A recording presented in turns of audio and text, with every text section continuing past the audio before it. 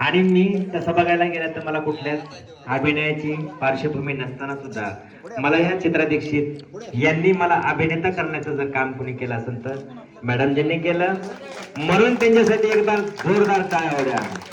बघा आजकालच्या जमान्यामध्ये रील स्टार जरी झाला साधा रील्स टाकल्या, इंस्टावरती 4 रील्स व्हायरल झाल्या तर त्याला ऍडिटर आणि युगो येतो.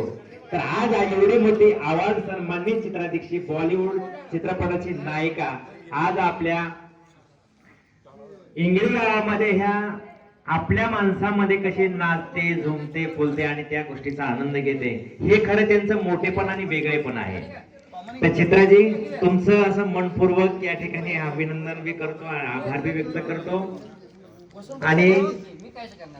आणि या ठिकाणी कवी सरकार स्वाभिमानी वाचनालय इंगळे आयोजित 25वे रौप्य महोत्सवाची साहित्य संमेलनाची